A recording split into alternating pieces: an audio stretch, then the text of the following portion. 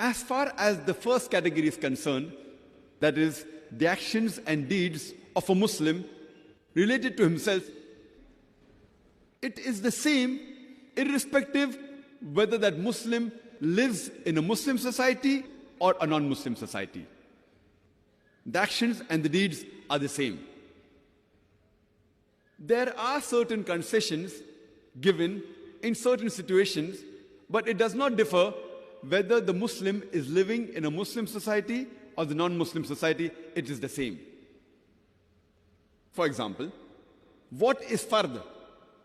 What is compulsory for a Muslim in a Muslim society is also fard, is also compulsory for a Muslim in a non-Muslim society.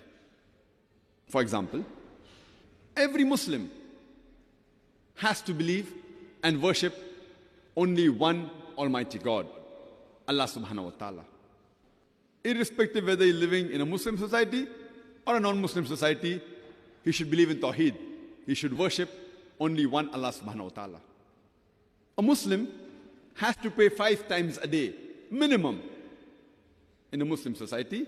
The same has to be done by that Muslim even if he lives in a non-Muslim society. Fine, there may be different situation. In a Muslim society, there may be a mosque in every area. There may be a mosque in every second street, which may not be the case in a non-Muslim society. But yet, if a Muslim is living in a non-Muslim society, he has to offer 5 times salah. It is compulsory, it is fard. If the mosque is not close by, or he has to travel long and he cannot do that, he has to offer salah maybe in his office or at home, but salah is fard. He has no excuse to miss it. A Muslim, irrespective whether he is living in a Muslim or a non-Muslim society, he has to give zakat. If he is entitled to give. If he has a saving of more than the nisab level, more than 85 grams of gold, he or she should give 2.5% of that excess wealth, of that saving, every lunar year in charity. A Muslim cannot say that he is living in a non-Muslim society and the standard of living is high, or the place where he is living, it is expensive, therefore he will not give zakat. If he has a saving of more than the nisab level, 85 grams of gold, he or she should give zakat every year. A Muslim, irrespective whether they're living in a Muslim or a non-Muslim society, he has to fast in the month of Ramadan. If the days are short in winter, maybe the timings will be less. If it's in summer where the days are long, the timing of the fast would be longer. But he has to fast compulsory. He has no excuse. If he lives in a non-Muslim society, he has no excuse. He has to fast. Similarly, a Muslim, if he has the means to perform Hajj, if he's an adult, he should at least perform Hajj once in his lifetime. If he has the means, health, and money, he has to offer Hajj. There's no excuse, even if he's living in a non-Muslim society. He may be living far away from Saudi Arabia, from Makkah. But if he has the means to travel that distance, he has to offer Hajj, at least once in his lifetime. It is fard.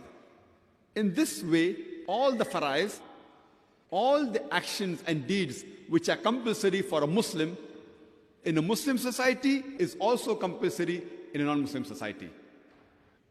A Muslim woman, she has to do hijab, irrespective whether she's living in a Muslim or non-Muslim society. She has no excuse that she's living in a non-Muslim society. That's the reason she will not do hijab. There's no excuse. It's a fard. It has to be done. In this way, all the other fards, being honest, speaking the truth, it is the same. It does not differ.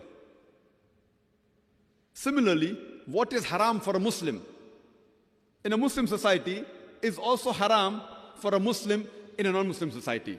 Whichever part of the world he lives in, shirk is haram. He is living in a Muslim society. It's also haram if he's living in a non-Muslim society. There's no excuse that because he's staying in a non-Muslim society or a Western country, he can do shirk. It's haram throughout the world. Similarly, fornication, and adultery.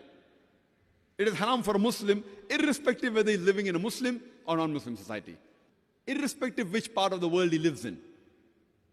Pork is haram, whether he lives in a Muslim country or non-Muslim country.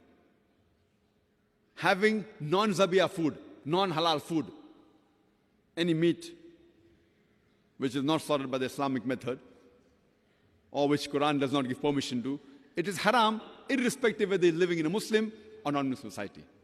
In short, whatever is fard and whatever is haram for a Muslim, it is the same throughout the world, irrespective whether he's living in a Muslim or a non-Muslim society. There are many Muslims who give excuse that because I'm living in a Western country or because I'm living in a non-Muslim society, some things are excused. What is fard is fard. What is haram is haram. As far as the other aspects are concerned, regarding mustahab, things which are encouraged, those which are considered as sunnah, mustahab, thing which is encouraged, it is the same also. But there may be a little bit leniency. For example, covering the head for a Muslim man or wearing a cap is mustahab. It is the sunnah of the Prophet. But if you feel that you're living in a non-Muslim society and you feel that wearing a cap may endanger your life, and if you want to avoid that act, you can do it. Because wearing a cap is not fard in Islam. If you do it, you will get plus points. If you don't do it, you have no loss. But you will not get the plus points.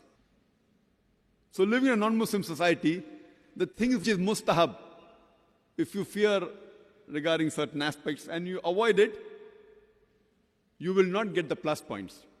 Similarly, things which are makruh, things which are discouraged, are the same throughout the world. But there can be a little bit leniency. For example, going for the call of nature, standing and doing the call of nature, it is makruh. But if you know living in a Western country and the toilets may not permit you, and if you do it, there is no problem, but you will lose the plus points. You don't get negative points. So as far as the fard and the harams are concerned, there is no excuse at all.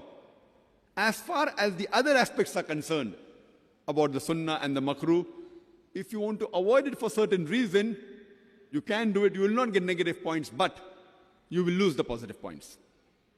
This was in short regarding the first category of a behavior of a Muslim in a non-Muslim society.